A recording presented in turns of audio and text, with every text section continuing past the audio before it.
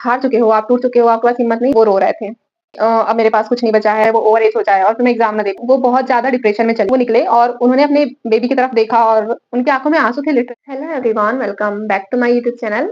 मैं हूँ जागृति और आज हम बात करने वाले हैं एक बहुत ही इम्पोर्टेंट और ट्रॉमेटिक टॉपिक के बारे में, क्योंकि ये चीज़ हमारे लिए बहुत इम्पोर्टेंट है। अगर आप कोई एस्पिरेंट है, अगर आपने अभी कोई एग्ज़ाम दिया है और आपको लग रहा है कि अब आपको गिव अप कर देना चाहिए, तो ये वीडियो आपके लिए बहुत हेल्पफुल होने वाली है, क्योंकि मैंने ऐसी-ऐसी चीज़ें एक्सपीरियंस की है जो मैं आप सभी के साथ शेयर करूँगी, तो होपफुली ये आपके लिए बहुत हेल्पफुल रहने वाली है। अगर आपको ऐसा लग रहा है कि आप हार चुके हो, आप टूट चुके हो, आपके पास हिम्मत नहीं बची है कि आप आगे किसी एग्ज़ाम के लिए प्रिपरेशन करें, तो प्लीज़ इस वीडियो को लास्ट तक के ज़रूर देखना, क्योंकि ये वीडियो आपकी लाइफ़ चेंज करने वाली है। कुछ दिन पहले की बात है जब मैंने एक यूट्यूबर है, प्लस वो एक हाउसवाइफ भी है और एक एस्पिरेंट भी है, जो अपनी स्टडी की डेली रूटीन जो है वो शेयर करते रहती है। और शायद आप लोगों ने भी उनकी वो वीडियो देखी होगी, जिसमें उन्होंने अपना थंबनेल में लिखा था कि मैं टूट चुकी हूँ, मैं हार चुकी हूँ।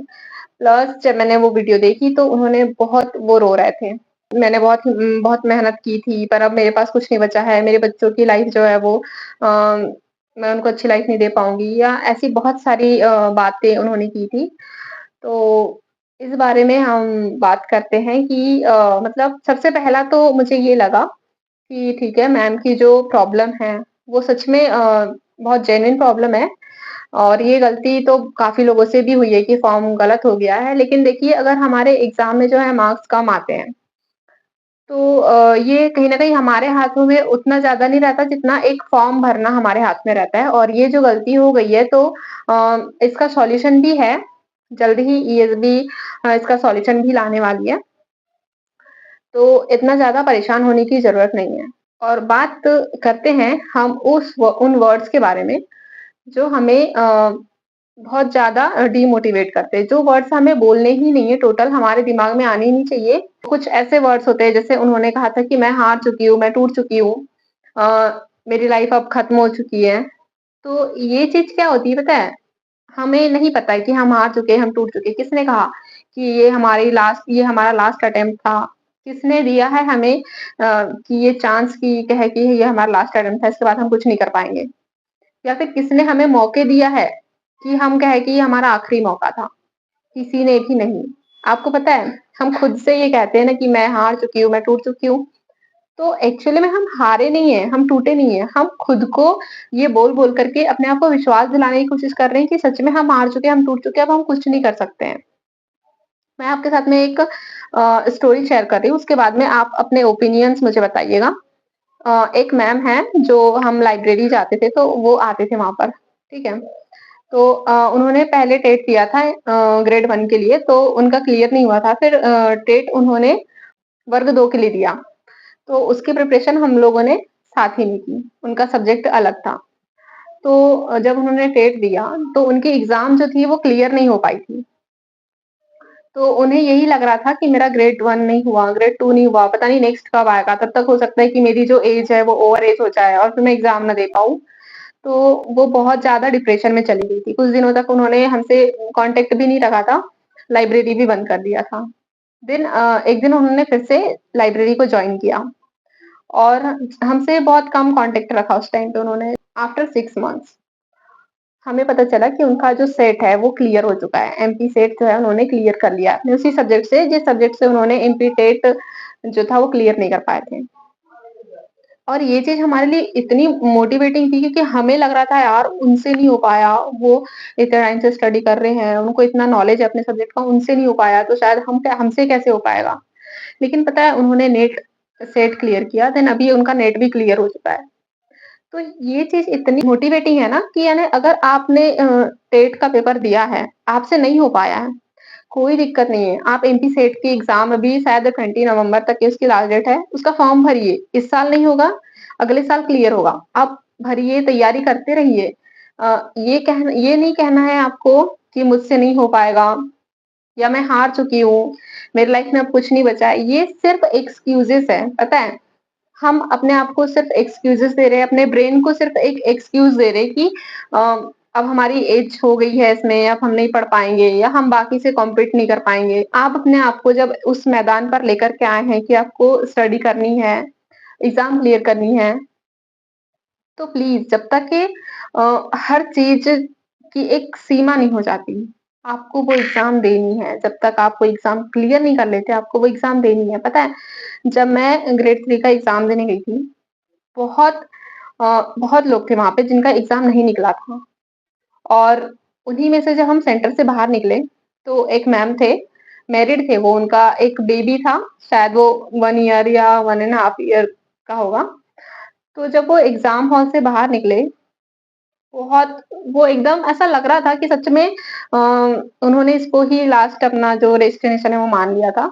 वो निकले और उन्होंने अपने बेबी की तरफ देखा और उनकी आँखों में आँसू थे लिटरली और वो स्माइल कर रहे थे उसको देख के। मतलब वो एक स्माइल होती है ना जिसमें हम अपने आप को मतलब शायद वो अपने बच्चों को ये कहने की कोशिश कर रहे थे कि नहीं हो पाया मुझसे और वो चीज़ देख कर के ना सच में दिल भर आया था क्योंकि मेहनत तो उन्होंने भी की होगी। और जब मैरिज के बाद में कोई फीमेल अगर प्रिपरेशन कर रही है, तो वो ऑब्वियसली उनके बच्चों के लिए कर रही होती है। तो उनका ये सीन देख कर के ना मुझे बहुत बेकार लगा था और उनकी एज भी इतनी नहीं होगी कि यानी वो सेट ना दे पाए। ओवर एज तो नहीं हुए होंगे। तो पर पता नहीं वो कह रहे थे कि इसके बाद वो प्रिपरेशन नहीं करेंगे। मैंने उस टाइम पे कुछ नहीं कहा क्योंकि उनकी मेंटल स्टेट उस टाइम पे उतनी वो नहीं थी स्ट्रॉन्ग। बट मैं शायद वो मेरी वीडियो अगर उन तक पहुँचे तो मैं हर उस अ, चाहे वो फीमेल एस्पिरेंट हो, चाहे वो मेल एस्पिरेंट हो, मैंने बहुत सारी कहानियाँ उस एग्ज़ाम सेंटर में उस दिन देखी। हर किसी के चेहरे कुछ और ही और कह रहे थे क्योंकि एग्ज़ाम इस बार बहुत टफ था। पता है लेकिन वो एक फाइनल डेस्टिनेशन नहीं है। अगर हम उसे एक फाइनल डेस्टिनेशन मान लेते हैं ना, तो ये हमारी बहुत बड़ी गलती है। प्लीज़ आप लोग ना मेहनत कीजिए। स्टडी कीजिए, पता है इसमें नहीं हो पाया कोई दिक्कत नहीं, केवीएस की काफ़ी सारी वैकेंसी आई है, आप उसमें ट्राई कीजिएगा। एमपी सेट अगर आपकी सेट के लिए ओवर एज हो चुके हैं आप, तो आप सेट की प्रिपरेशन कीजिए, नेट की प्रिपरेशन कीजिए, आज नहीं होगा, कल होगा, इस साल नहीं होगा तो अगले साल होगा पर होगा। आप अपने आप को विश्वास दिलाइए कि आपको करना ही है। ये नहीं कि हम आगे आधे रास्ते तक के आ गए हैं, हमने पढ़ लिया फिर वहाँ से हम कमबैक कर रहे हैं। आप आधे रास्ते तक जब पहुँच गए ना, तो फाइनल डेस्टिनेशन भी आप कर लेंगे। तो अपने आप को मोटिवेट रखिए। आप ये नहीं कि हम टूट चुके हैं, हम बिखर चुके हैं, नहीं यार, ऐसा कुछ भी नहीं होता है कि हम टूट चुके हैं, हम बिखर चुके हैं। आपको अपने आप को यही विश्वास दिलाना है कि आप कर लेंगे, चाहे जैसा भी हो। हमने आधे रास्ते तक हमने ये दूरी किए हैं, तो आगे भी करेंगे और आगे जब नहीं भी हो पाया ना, तो गर्व से हम कहेंगे कि हमने मेहनत की है, हमने अपना 100% दिया है। हमने उस सीमा तक पढ़ा है, जहाँ हमारा सिलेक्शन आसान हो सकता था। तो रिग्रेट नहीं रहेगा किसी भी चीज़ का। तो बस आज की बात यहीं तक थी क्योंकि ना वो मैम की वीडियो देखा मैंने तो मुझे बहुत बेकार लगा कि वो अपने आप से कह रहे थे। साथ ही में काफ़ी सारे लोग हैं उनके फॉर्म गलत हो गए हैं, किसी की ओवर एज हो गई है इस बार। डोंट वरी सब ठीक हो जाएगा। आप लोग यहाँ तक आए हैं ना तो आगे भी बहुत अच्छा होगा और काफ़ी सारी कहानियाँ हैं पता है। जब हम इस लाइन से जुड़े हैं ना, बहुत लोग मिलते हैं। अभी ट्रेन में मुझे एक मैम मिले थे, जब मैं अपने गाँव से आ रही थी यहाँ पर। तो उन्होंने मुझसे कहा कि शादी जब हुई थी, तो ऐसा लग रहा था कि शादी होगी सब ठीक हो जाएगा। पर क्या है कभी-कभी ना पार्टनर्स भी साथ नहीं देते हैं। उन्हें एक्चुअली में समझना चाहिए कि यानी ये आए हैं हमारे घर में शादी करके, तो हम पर विश्वास करके आए हैं। उनका कुछ नहीं होता, सिर्फ़ वो अपने हस्बैंड पर ही विश्वास करके जाते हैं और फिर वही साथ नहीं देते ना, तो सब टूट जाते हैं वो लोग, ठीक है? मैं मैरिड नहीं हूँ अभी, पर जितनी कहानियाँ सुनी ना मैंने, ये चीज़ एक्सपीरियंस किया है, तो वो मैम का ये था कि यानी उनके हस्बैंड ने उन्हें ये तक कहा कि तुम ये घर छोड़ कर के चली जाओ। लेकिन उनके बच्चे हैं, जिस वज़ह से उन्हें सहना पड़ता है। हर दिन का जो भी ट्रॉमा होता है, वो सहते हैं। पर वो साथ में ना उनका बीएड नहीं था। तो उन्होंने कहा मैंने कभी सोचा नहीं कि मैं जॉब करूँगी या इसकी प्रिपरेशन भी करूँगी। लेकिन अभी वो एमपी सेट का एग्ज़ाम देने वाले हैं और ये उनका सेकंड अटेम्प्ट होने वाला है। पहले अटेम्प्ट में वो कुछ मार्क्स से रह गए थे। उन्होंने कहा कि जब तक मैं पूरी ओवर एज नहीं हो जाती, मुझे ये एग्ज़ाम देनी है, मुझे क्लियर करना है और उनका ना पोटेंशियल इतना स्ट्रॉन्ग था, मुझे लगता है कि वो कर लेंगे। आपको भी ना एकदम स्ट्रॉन्ग पोटेंशियल रखने की बहुत ज़रूरत है।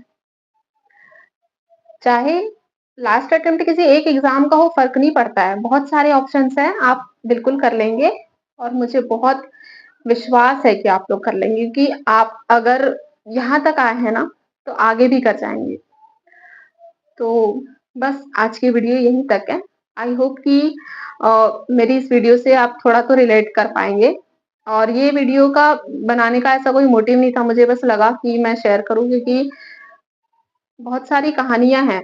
पता है कुछ लोग कह जाते हैं, कुछ लोग अपने अंदर ही रख देते हैं, लेकिन आप अपने जो कहानी है वो कमेंट बॉक्स में शेयर कर सकते हैं। अपना जो फ्रस्ट्रेशन है किसी भी एग्ज़ाम को लेकर के हो या जो भी हो, तो आप अपना कमेंट बॉक्स में कर सकते हैं और अगर आपको किसी भी सजेशन की ज़रूरत है, तो मैं आपकी हेल्प करूँगी। आप अपने क्वेश्चन्स कमेंट बॉक्स में ज़रूर से कमेंट कीजिएगा और चैनल को सब्सक्राइब ज़रूर से कर देना और वीडियो को लाइक भी कर देना। और अगर आपके पास में मेरी वीडियो को हाइप करने का ऑप्शन आता है, तो प्लीज़ वीडियो को हाइप भी कर देना। इससे वीडियो ज़्यादा से ज़्यादा लोगों तक पहुँचेगी और शायद उन्हें भी कुछ हेल्प मिल जाए। So thank you so much. मिलते हैं नेक्स्ट वीडियो में। तब तक के लिए मेहनत कीजिए और अपने आप पर भरोसा रखिए क्योंकि this is not final destination. Keep it up and keep shining. Stay strong. Thank you so much.